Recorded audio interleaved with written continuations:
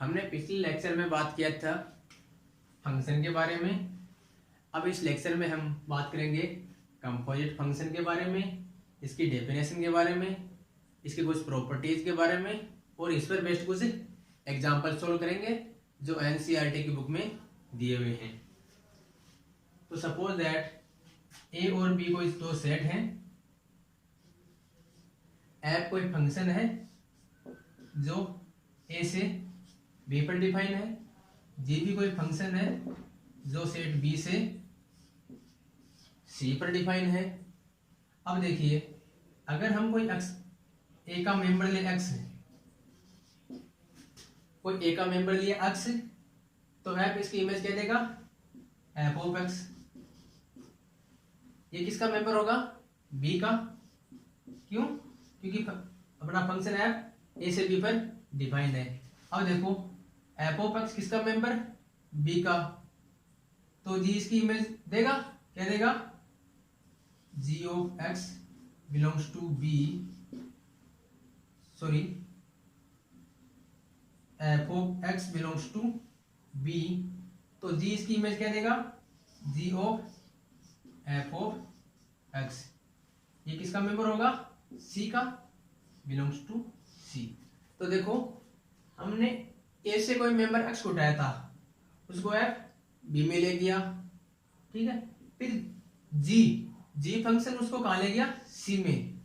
तो अगर हम एफ और जी दोनों फंक्शन पर एक साथ बात करें तो हम एक नया फंक्शन डिफाइन कर सकते हैं जो ए के मेंबर को सी में ले जाए, अर्थात एक्स हम ए से लें और अपने को इस जी ऑफ एफ ऑफ एक्स सी में मिल जाए।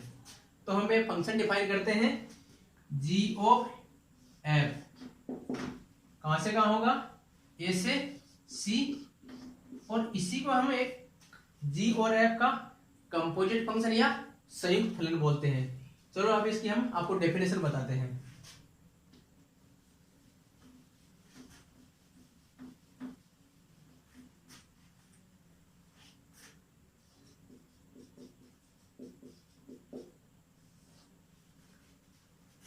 माना F A to B and G B to C दो फलन है,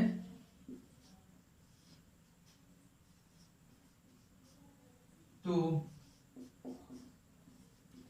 संयुक्त फलन जी ओ एफ को निम्न प्रकार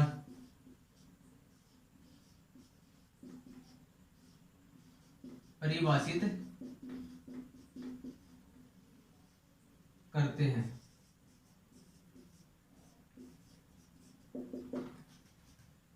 जी ऑफ एफ ऑफ एक्स ये कहां से कहां होगा, A to C, such that G of F of X equal to ji of F of X for all X belongs to A. अब देखो, ये कोई सेट है A, set B, set C. F कहां से कहां है, ए टू बी, जी कहां से कहां है, बी टू सी, ठीक है। अब देखो, एफ एक्स को कहां ले जा रहा है, एफ इसको लेकर गया एफ ऑफ एक्स में, ठीक है। अब जी एफ ऑफ एक्स को कहां लेकर जाएगा, G of F X. F X को एफ एक्स में ले गया और एफ एक्स को जी ऑफ एफ एक्स में ले गया। तो हम एक composite function g of f इस प्रकार से डिफाइन करते हैं। देखिए, अब देखिए, इस डेफिनेशन से एक चीज क्लियर है, अपना जी ऑफ एफ कब डिफाइन होगा, जब एक्स की इमेज, प्रत्येक ए के एलिमेंट की इमेज इस जी के प्रांत में विद्यमान हो, अर्थात GOF तभी परिभाषित होगा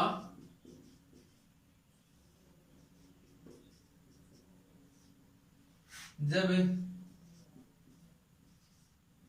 प्रत्येक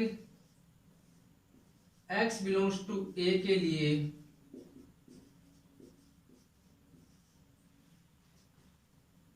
f of x function g के प्रांत में विद्यमान हो, या इसको ऐसे भी लिख सकते हैं कि f का परिसर g के प्रांत में विद्यमान हो, या f का परिसर g के प्रांत का उप समुच्चय हो। ध्यान यह रखना है कि यहां g ऑफ f की बात हो रही है, f ऑफ g की बात नहीं हो रही है, इसको हम बाद में आपको बताएंगे। अब देखिए इस पर एक एग्जांपल डिस्कस करते हैं।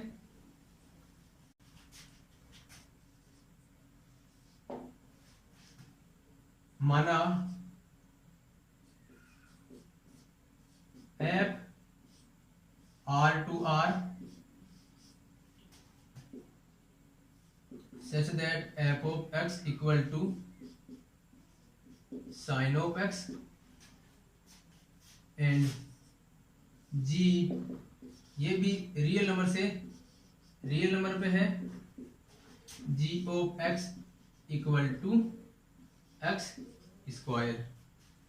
ये दो फंक्शन है f of g। Then find out g of f and f of g। ये अपने को पूछा है कि f कोई फंक्शन दिया हुआ है, g भी कोई फंक्शन दिया हुआ है, तो अपने को f of g and g of f याद करना है। इसका हम सॉल्यूशन देखते हैं। अब देखो हमने यहाँ एक कंडीशन बताई थी कि f of g ये कब विद्यमान होगा, जब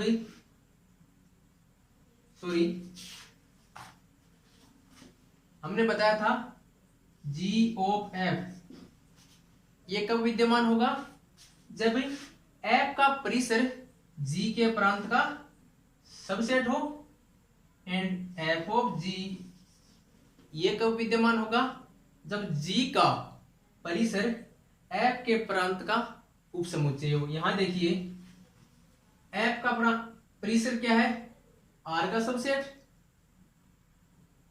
ये r का सबसेट होगा, तो f का परिसर g के प्रांत का उपसमुच्चय होगा, और g का परिसर r का सबसेट होगा, मीन्स f के प्रांत का उपसमुच्चय होगा। तो f ऑफ g भी डिफाइंड है एंड g ऑफ f भी डिफाइंड है। सिंस f का परिसर r का उपसमुच्चय है, अतः GOF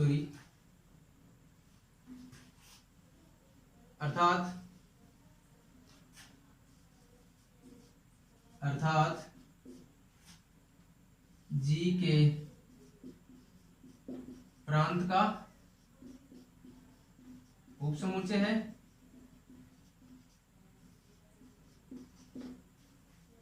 अतः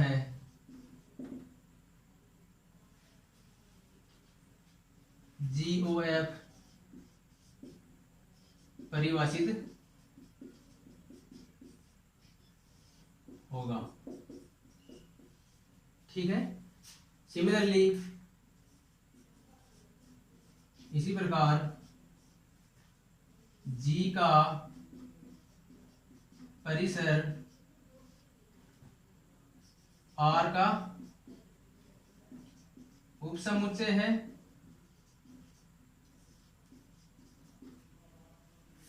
अर्थात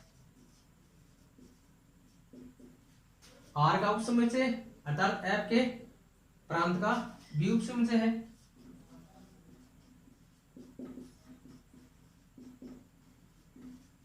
उपसमुच्चय है, अतः एफ ऑफ जी भी परिभाषित होगा। अब देखिए परिभाषित तो कर दिया हमने, अब इसकी वैल्यू क्या होगी। नाउ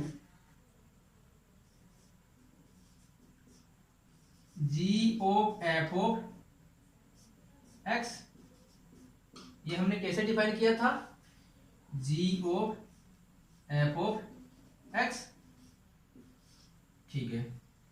अब देखिए एफ ऑफ एक्स क्या है, साइन एक्स, ये लो G of sine X. G of x क्या है, एक्स स्क्वायर, एक्स के स्थान पे क्या पुट करेंगे, साइन एक्स, तो ये क्या आएगा, साइन एक्स का square, this is nothing but sign square x, ठीक है। अपना जी ऑफ एफ का इसका काम तो हो गया। अब किसका बचा, एफ ऑफ जी का, f of ji of x, ये कैसे डिफाइन किया था, f of ji of x, ठीक है। अब देखो जी ऑफ एक्स क्या है, एक्स स्क्वायर, ये लो G X square, F of X square, F X की इमेज क्या देता है, साइन एक्स, तो एक्स स्क्वायर की क्या देगा, साइन ऑफ एक्स स्क्वायर, ये लो जी अपना साइन ऑफ एक्स स्क्वायर। अब देखिए g of F of x तो आ रहा है अपना sine square x, and f of ji of x क्या आ रहा है, साइन एक्स स्क्वायर, दोनों अलग अलग है। So also f of g is not equal to ji of f, हमने दोनों फाइंड भी कर दिया, और अपना ये इसमें ये भी पता लग गया कि एफ ऑफ जी भी हो और जी ऑफ एफ इक्वल नहीं होते हैं। अब इसके बाद में इसकी कुछ प्रॉपर्टीज या गुणधर्म के बारे में डिस्कस करेंगे, इसको हम मिटा रहे हैं।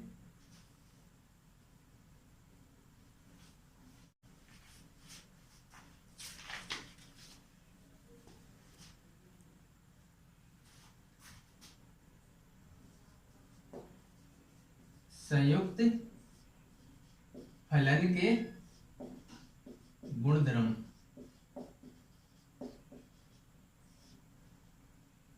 पहला गुणधर्म है कि संयुक्त फलन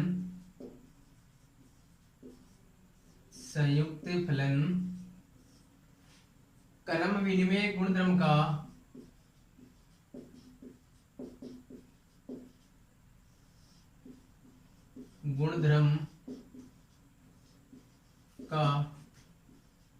पालन नहीं करता।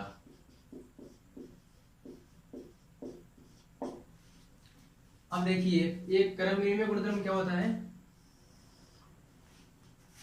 हमने एक फंक्शन डिफाइन करी F from set A to set B, और जी कोई फंक्शन हो फ्रॉम बी टू सी, ठीक है।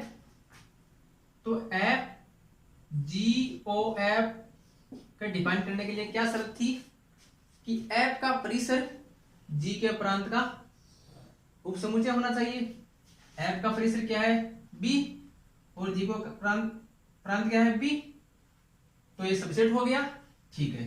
तो जी ऑफ एफ परिभाषित होगा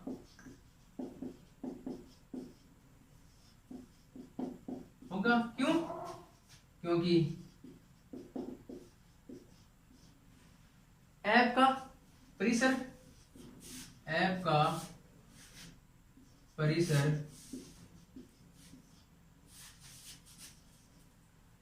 जी के प्रांत का उपसमुच्चय है।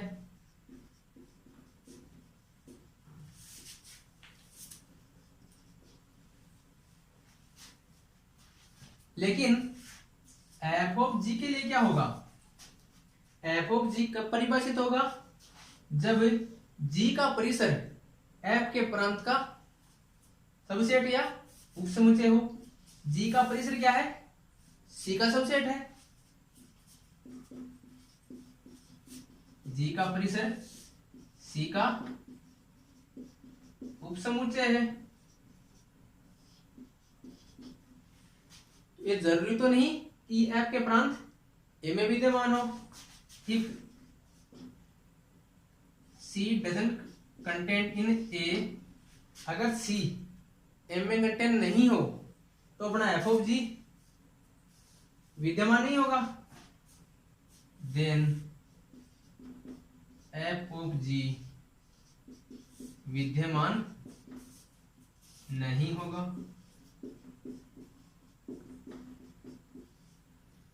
यदि इफ सी इक्वल टू ए, अगर सी ए के बराबर हो तब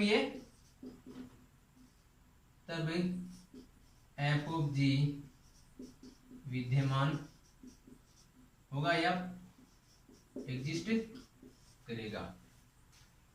तो अब क्रम विनिमय गुणधर्म क्या बोलता है कि एफ ऑफ जी, अगर ये क्रम विनिमय गुणधर्म का पालन करता है तो हम बोल सकते हैं कि f of g equal to ji of f. लेकिन ऐसा नहीं होता है। हमने पिछले एग्जांपल में देखा था कि अपने आया था, एक तो आया था साइन ऑफ एक्स स्क्वायर, एक आया था साइन स्क्वायर एक्स। तो क्या ये आपस में इक्वल है? नहीं। इसका मतलब f of g is not equal to ji of F.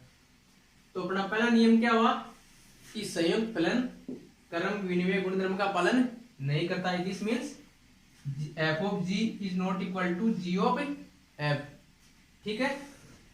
इसके बाद में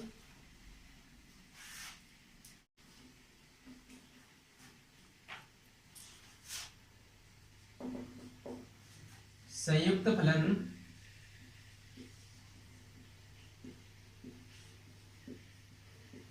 साहचर्य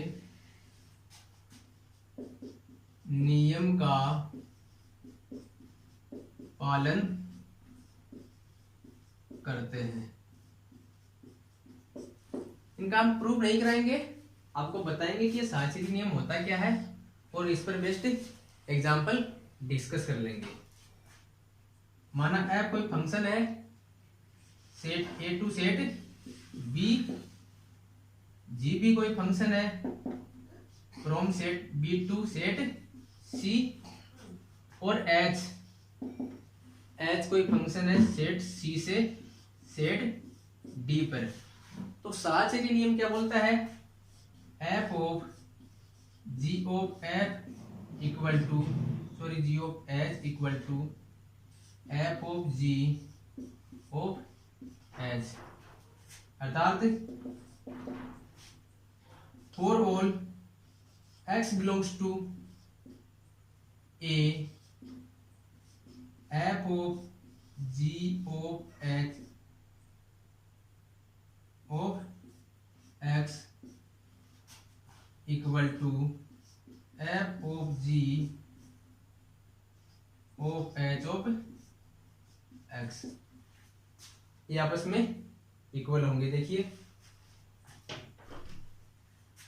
ठीक है, यही साहचर्य का नियम बोलता है। इसके बाद में अपनी थर्ड प्रॉपर्टी बोलती है कि दो एकेकी आच्छादक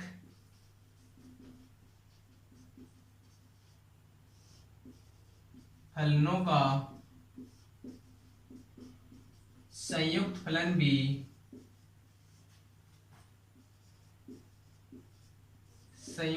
भी एकेकी आच्छादक होगा।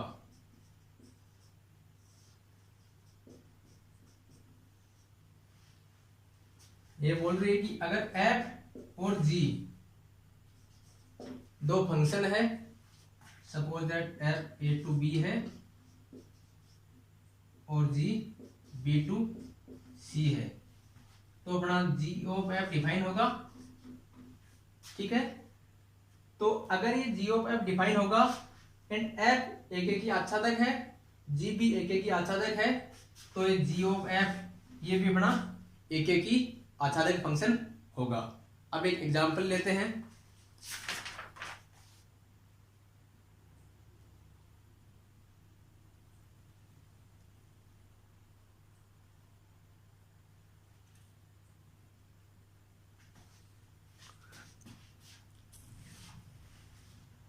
तो दोस्तों, इस लेक्चर में हमने संयुक्त फलन की परिभाषा पढ़ ली, उसके प्रॉपर्टीज पढ़ ली और उसके 2-3 एग्जाम्पल पढ़ लिए। अब नेक्स्ट लेक्चर में हम आपको 2-3 एक्सरसाइज हैं उनको सोल्व कराएंगे ताकि आप एग्जाम में क्वेश्चन अटेम्प्ट कर सको। धन्यवाद।